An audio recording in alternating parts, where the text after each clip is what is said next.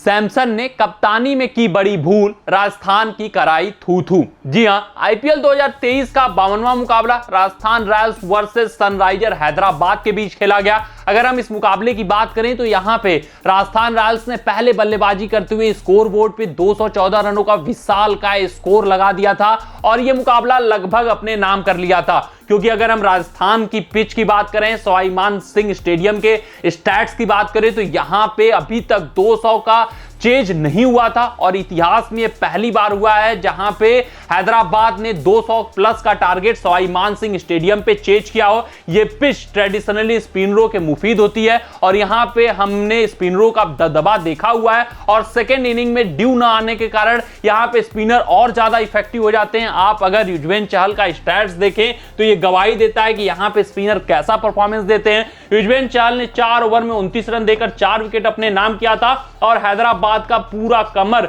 Middle order का तोड़ कर रख दिया था। अगर हम उनके विकेटों पे गौर करें तो आप वहां पे विकेट सूची में मार्करम, त्रिपाठी और भी बड़े बड़े नामों को पाएंगे। हेनरी क्लासन, ये जो त्रिपाठी और हेनरी क्लासन जिन्होंने बेहतरीन पारी खेली थी उनको चलता किया था युजवेंद्र चहल ने अपने जादू से। 4 ओवर में 29 रन देकर 4 विकेट, लेकिन 2 ओवरों में 41 रनों का रिक्वायरमेंट था। वहां पे जो ऑप्शंस बचे थे संजू सैमसन के पास, वो अच्छे ऑप्शन बचे थे। वहां पे उनके पास ऑप्शन था संदीप शर्मा का 1 ओवर और ओबेड मैकॉय का ओवर।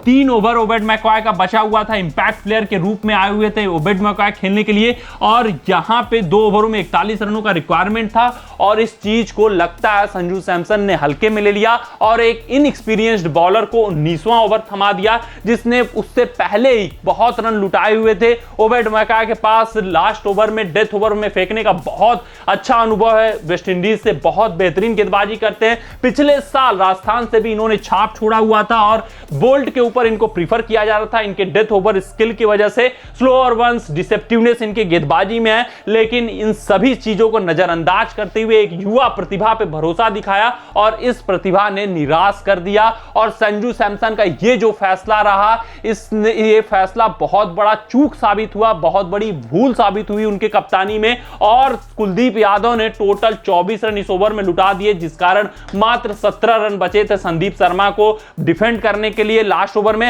हालांकि 17 रन भी कम नहीं होते हैं, लेकिन जो प्रेशर, अगर ये शायद ओबेड मैकॉय को ओवर मिलता 19वां ओवर जो कि सबसे इंपॉर्टेंट ओवर होता है, यहां पे अगर ओबेड मैकॉय 10 से 15 रन का स्पेल निकाल देते, ओवर निकाल देते, फिर उतना प्रेशर संदीप शर्मा के ऊपर न रहता क्योंकि 19वें ओवर में ही लगभग मैच खत्म हो जाता। लेकिन 17 रन रहने के वजह से ये मुकाबला सनराइजर हैदराबाद के पक्ष में था, मोमेंटम हैदराबाद के पक्ष में था। वहां अब्दुल समद बल्लेबाजी कर रहे थे और संदीप शर्मा की जो लास्ट बॉल की नो बॉल रही उसके कारण हैदराबाद ये मुकाबला जीत गया। लेकिन सबसे बड़ा कारण रहा हैदराबाद का जीत का, वो रहा कुलदीप यादव का 19वां ओवर और संजू सैमसन की लचर कप्तानी, क्योंकि उनके पास ऑप्शन मौजूद था। उनके पास ओबेड मैकॉय के रूप में स्किलफुल बॉलर मौजूद था जो कि डेथ ओवरों में बॉलिंग करने के लिए स्पेशलिस्ट माना जाता है और पिछले साल इसने इंप्रेस भी किया हुआ था अपनी गेंदबाजी से। विकेट टेकिंग ऑप्शन लाकर देते हैं, बहुत कॉस्टली देते तो 17-18 रन से ये ओवर निकाल सकते थे, ये क्षमता थी ओबेड मैकॉय में।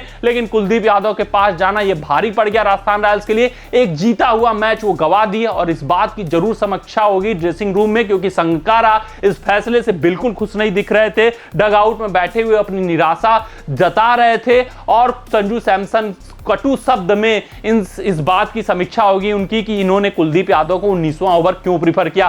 ये बहुत ही मतलब विचारों से परे है कि क्यों कुलदीप यादव आए जब आपके पास उनसे बेहतर ऑप्शन मौजूद थे। तो ये जो फैसला रहा वो राजस्थान रॉयल्स का लुटिया डबो दिया है और जो मोमेंटम है वो भी राजस्थान रॉयल्स लॉस कर चुकी है।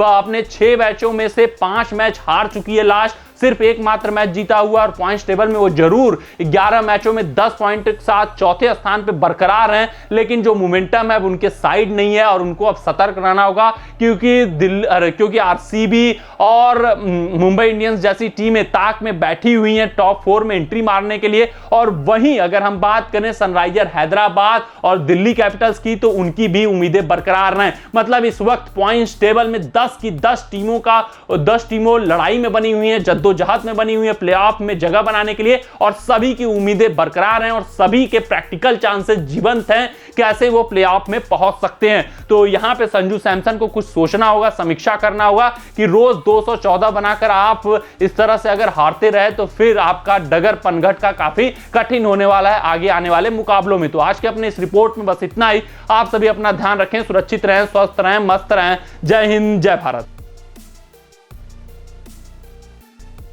अगर ये वीडियो आपको पसंद आया हो तो इसे लाइक और शेयर करें और क्रिकेट से जुड़ी अन्य जानकारियों के लिए हमारे चैनल को सब्सक्राइब करना ना भूलें।